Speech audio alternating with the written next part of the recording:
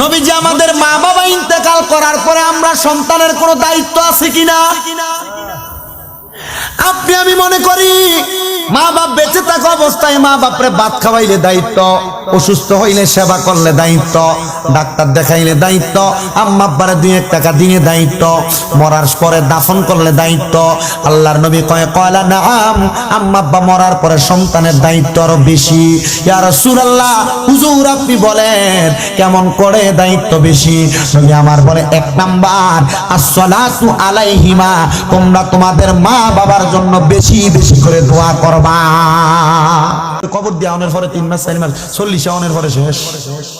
বাপ মরছে, ব্যবসার কাজে যাওয়ানোর আগে আম্মা আব্বার কবর জিয়ারত করে দেন, বরকত হইব। আমার বানাই না কথা না, নবীদের হাদিস শরীফের কথা। আমি আমার এলাকার এক বেটারে কইছি বাপ মরে যাওয়ানোর পরে। এখন আমি অনেক সময় মাহফিল থেকে যাওয়ার সময় দেখি আমি যদি অন্য রোডে ঢুকি, ওই রোড থেকে আমাদের কবরস্থান দেখা যায়, রাস্তার পাশে তো দেখা যায়। আমি দেখি এবার ঘর থেকে বাইরিয়া মাথাটা এমনি ডলতে ডলতে কবরস্থানের সামনে যাওয়া পারে। একদিন দেখছি ফজরের নামাজ আমরা মসজিদে পড়ছি, তো এবার ফজরের নামাজে দেখছি, এবার তখন কবর জিয়ারত করে দিলাম। কাকা সবই ঠিক আছে, কবর জিয়ারত করে যান, যে এমনি বাতি যা কইছে এমনি শুনছেন, ফজরের নামাজটা বাবা টাইমটা তো কুলা না, টাইমটা না গো বাবা। এবার কবর জিয়ারত যতই করেন নামাজটা ছাড়া কাম হইতো না, নামাজটা ছাড়া কাম হইতো না। এরপর থেকে এখনো 5 ওয়াক্ত নামাজ পড়ে, এবং যখন সকালবেলা বাইরে হয় আব্বার কবর জিয়ারত করে তারপরে কাজে যায়। মারহাবা কইলেন না? তাহলে আপনারা বলেন না ওই আম্মা আব্বার জন্য দোয়া করার দরকার আছে কিনা নাই? তাহলে 1 নাম্বার দায়িত্ব কি? আসসালাতু আলাইহিমা, দোয়া করা। 2 গফারুলাহুমা, আম্মা আব্বার জন্য ক্ষমা প্রার্থনা করা।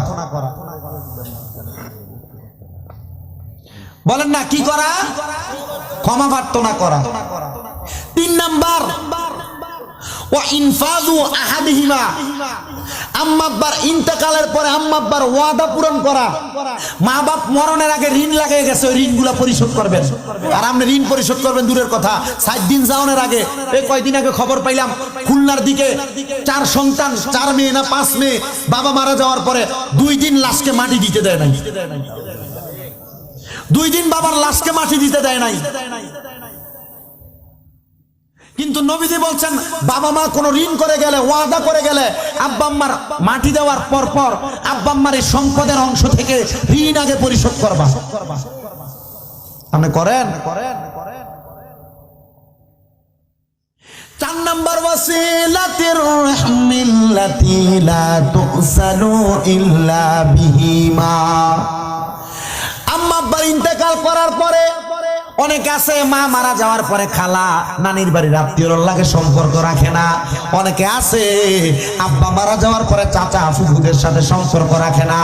আল্লাহর নবী বলতেছে এরা ইন্তেকাল করার পরে তোমরা তোমাদের আব্বার আত্মীয় মার আত্মীয়দের সাথে সম্পর্ক বজায় রাখবা।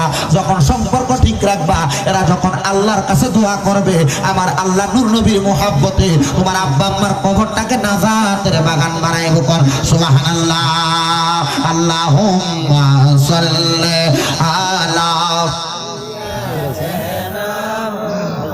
মাদিনা বিয়ানা।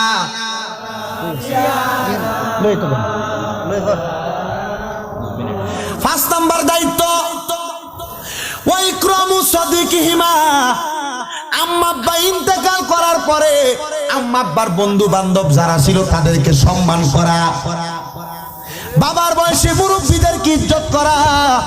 আর বর্তমান সমাজে অনেক পোলাপান দেখা যায় বাপের বয়সী মুরব্বী দোকানে বইসা রয়েছে, আর এদের সামনে সিগারেট ধরে ধোঁয়াটা মুরব্বীর মুখের উপরে মারে। কিটা আছে না নাই? সবার কথা কই না, যুবক ভাইরা রাগ করতে পারেন, কইরেন না। আব্বার বয়সী আম্মার বয়সী মুরব্বীদেরকে সম্মান করলে আমার আল্লাহ পাক রব্বুল আলামিন যখন আপনি তাদেরকে সম্মান করবেন, আল্লাহ পাক আপনার আব্বা আম্মার কবর নাজাতের ফয়সালা করে দিবে। বলেন সুবহানাল্লাহ। বাবা জিরা আজকের মাহফিলের যিনি সম্মানিত প্রধান বক্তা, উনি চলে আসবেন আপনাদের কাছে। আছেন হুজুর, এসে মূল্যবান আলোচনা করবেন। শুধু 5টা দায়িত্ব, যারা মা বাপ মরে গেছে দায়িত্বটা পালন করবেন।